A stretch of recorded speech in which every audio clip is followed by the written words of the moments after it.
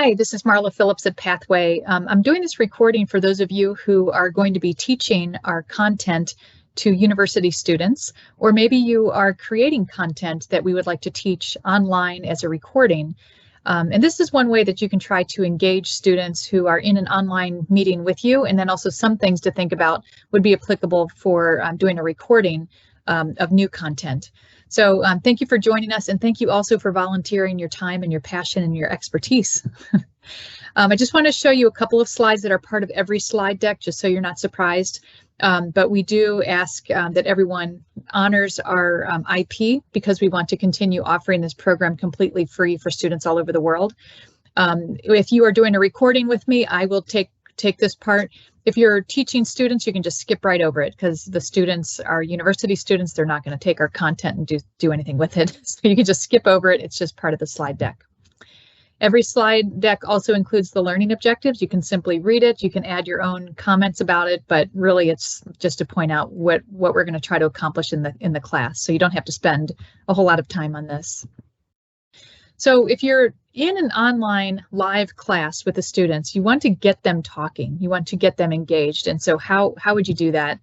One thing to do is at the beginning of the class, you can let them know you're excited to be there, and you can, say, hey, I can't wait to get started tonight. Thanks for being here.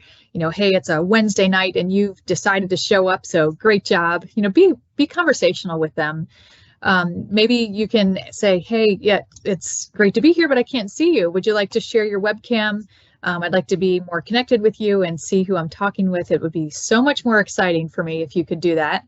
And you could say, I know some people might not be in the right surroundings, but if you can, go ahead and share your webcam. And you can joke around with them, say, come on, I know you can do it. I'm pretty sure you're there, but it would be great to see you.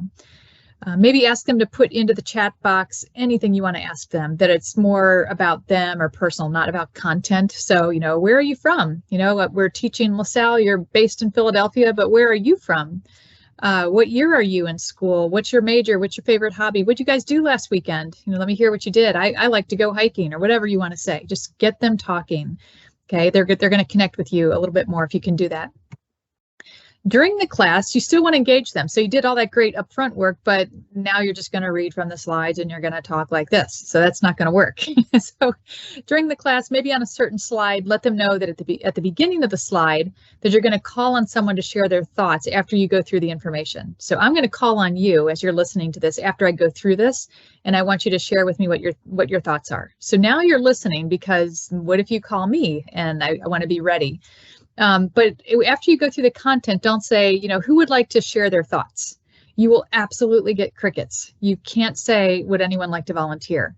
So after you've told them, I'm going to call on a couple of people, you go through your whatever information you want to go through, whether it's the whole slide or part of a slide, then say, okay, Mary, what are your thoughts on that? Okay, John, what are your thoughts?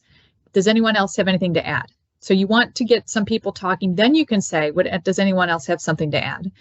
So on another slide, you might let them know at the beginning that you're going to give them a few minutes to jot down their ideas on something, and then we're going to talk about this challenge or problem. Like, how would you go about doing this? So whenever it's appropriate during that slide, give them time to jot down their thoughts and then call on people to share, just like we did before.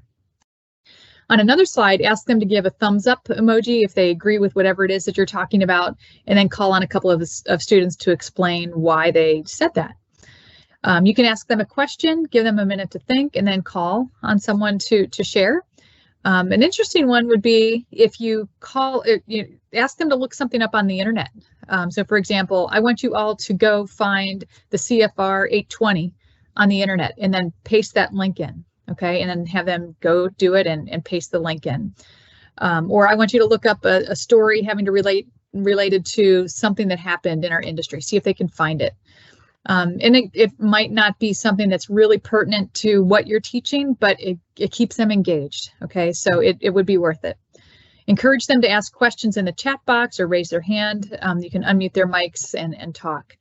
And so one thing I want to point out is a lot of the content for two of the courses, GRLR and validation, are very content heavy. It was designed for a 75-minute class that was being taught at Xavier University during our pilot year. So we had to have enough slide content for someone to teach from to fill that time. For the risk course, we redesigned it. We have a lot of short videos. Let me show you how to do something. Now let me show you what you should have gotten. And it's a lot of choppy, chunked out videos, which is more engaging, to be quite honest. So until we have the time to someday redo the GRLR invalidation slides, you should have more time than you have slides. So take some time to chunk it out and break it up. You can put in a slide in there somewhere to do whatever you want. You can get them talking. You can stop and say, hey, let's take a break, or whatever you want to do. Okay, so sorry that some of it's content heavy. So speaking of content heavy, one thing you can do is insert a slide into the deck wherever you want to have a quiz. And so, for example, I was just talking about how some of them have a lot of content. In some cases, it might be definitions. It might be, here's what a class 1 medical device is, class 2, class 3, here's a class 1 recall, whatever. And then maybe insert a slide that say, okay, you have this situation. Would you say this is class 1, 2, or 3? And have them, respond. So you could put up the first part of that question where they're going to match it to class 1, 2, or 3. They can put into the chat box what their answer is, and then you have animation on your slide where when you hit the button, it shows the answer. And then you can talk about, like, if everyone kind of got it wrong, what's the right answer. If they all got it right, I wouldn't dwell on it. Just say, great job, let's move on. So anyway, you can add that in. It can be a matching quiz. It could be true, false. It could be, I don't know, what's it called? Yeah, matching, multiple choice. That's the word I'm trying to think of. So you can have different kinds of quizzes in there. So here's an example from another class. We went through all these different definitions. Okay, so what does establish mean, believe it or not? This is actually not for one of the courses we teach the students. It's more advanced for software design controls. We talk about an anomaly and we give examples. We talk about, who is a manufacturer, regression testing, and so on. And then we have this slide, which is a matching slide. So software attribute that can be uniquely identified. Put in the chat box what you think. Do you think it's anomaly, established, configuration item, or regression testing? They put in their answer. You hit the button and you say, great, you should have gotten configuration item. Looks like most of you did. Perfect. And then you just go through and do exactly what I was just describing. Okay, you can put like a little quiz icon on there just to kind of catch their attention, like, oh, okay, wait, I'm being quizzed. All right. Insert a slide with your own example or experience. So it might be, there was a failure that happened in the laboratory, or that something happened with a shipping container, or a label was rubbed off, or you're working with a supplier and you received something from them that was failing. Whatever you want, and then you could insert a slide with your own experience. Here's a situation that occurred, and you can keep it anonymous. We don't want you sharing things that you should not be sharing. But anyway, you can insert your own slides, or here's something I saw on the internet. It shows this exact example. This just happened yesterday. Whatever, right? Okay. So the last one is use attention-grabbing words and inflection, which I guess I'm kind of doing right now. I'm not talking to you like this. Use attention-grabbing words and inflection, because that would be really boring. But you can grab attention at the start of a sentence or at the start of a slide saying, gosh, you won't believe this, or I remember when, and can you imagine? Okay, so, and then, it gets their attention, like, oh, wow, no, I can't imagine that. Use conversational speaking, like, oh my gosh, I remember when I first learned this, or it is amazing to me that people still smoke, and we have all these warnings and all this stuff, whatever you want to say, or it was crazy. So just, talk with them like it's a real conversation, even though you might have a slide of content. Pause and say, this is crazy, isn't it? Can you believe this happened? Or are you surprised that we go through all of this testing just to prove one little thing? Isn't that amazing? And use inflection. In other words, use excitement. So you can even come in like, gosh, it's so good to see you. I'm glad to be here. And I know some of you are more introverted. Actually, that's not even the right word, because I'm introverted. Some of you are more shy. I am not shy. So it's, try to just, remember to use whatever's comfortable for you, whatever tricks or techniques where you can grab their attention. So this is another slide that's at the end of every slide deck. It's the key takeaways. You basically just read through it. You can add something if you want, but we don't want to add a ton more time just going through the key takeaways. And then interestingly, at the end of, and that's another attention grabber, by the way, interestingly, because like, oh, wait, she's going to say something interesting for once, right? So interestingly, at the end of every slide deck, we have a quote. And you can choose to say whatever you want about this. You have the recordings to hear what we teach, and then when we get to this slide, what points I tend to make about it.